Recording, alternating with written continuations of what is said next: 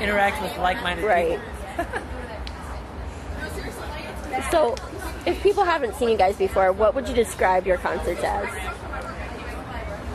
Certainly a performance. They're not just like, it's not just us playing songs. Like, we're there to interact and there to sort of reenact what the song is and what the song means. Whether that's like an energy sort of vibe or like a peaceful sort of like poetry sort of vibe or whatever. We want it to be bigger than your normal, let's go see this band play songs. You know what I mean? I want it to be an experience, especially when that time comes that we have money, hopefully, or whatever, to do some production type things. We really want to kind of change the game and push the envelope when it comes to performance art, because that's how we view concerts, as performance art, not bands banging on guitars. Right. So, that being said, do you feel like music is like a form of therapy? Like whether you're writing it or anything?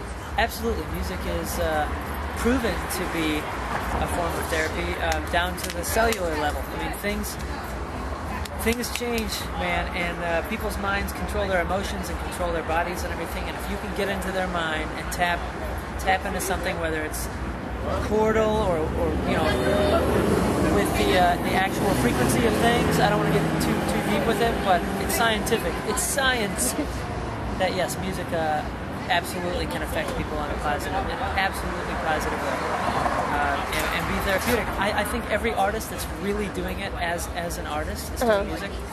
That's what we're doing it for. We're compensating for insecurities and for pain in our past and whatever it may be. This is our way to make things okay for us. You know what I mean? I think that's why people associate with certain bands, is they understand that this dude's been through something that I've been through. You know what I mean? Every love song in the book isn't going to go away, and there's going to be a billion more love songs in the next 10 years because people can associate with it, you know, and music moves people, period. How do you guys feel when fans tell you that music is like, your music has helped save their life? That particular sentence really used to not freak me out, but I never really understood how to take that. But the more that I've been through, especially this thing with Johnny and different things over the past few years, it's pretty much the highest compliment, because now I can actually almost understand it, and because I can understand it, I appreciate hearing that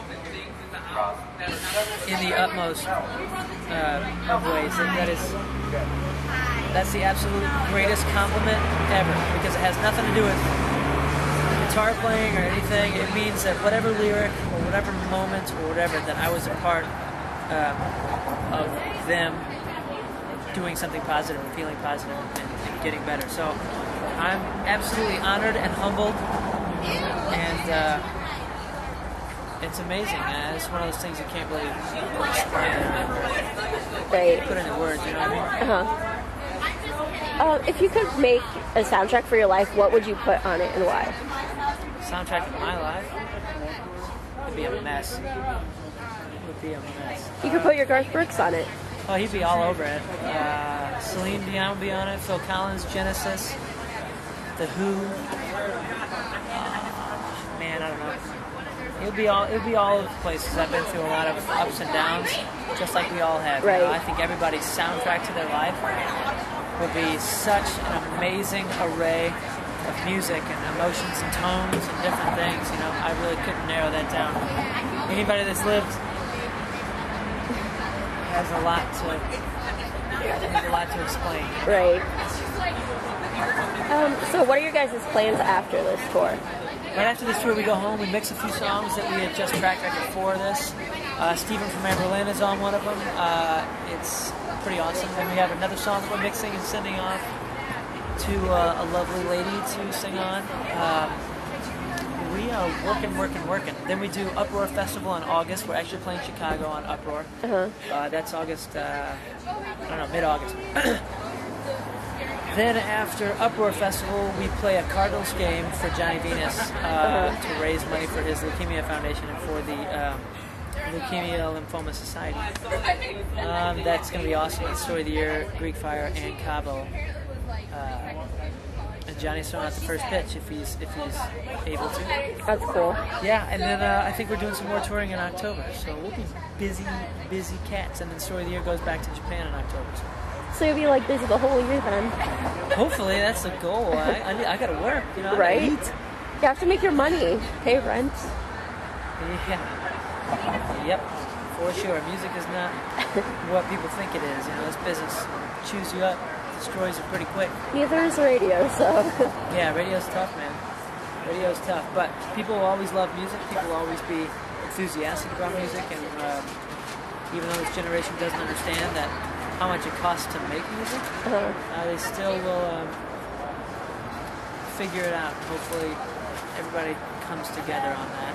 Right. About respecting people's art and the work that they go through to create it. Speaking of music and like radio, since the music and radio has been changing and a lot's been going to online stations, how does it like help your music? How does online and all that kind of stuff help? Yeah. It's a double-edged sword for sure. It's changed everything and flipped it so fast on its head that nobody can keep up. So that's why every musician on earth has to tour 4 times as much, and it costs more to do everything.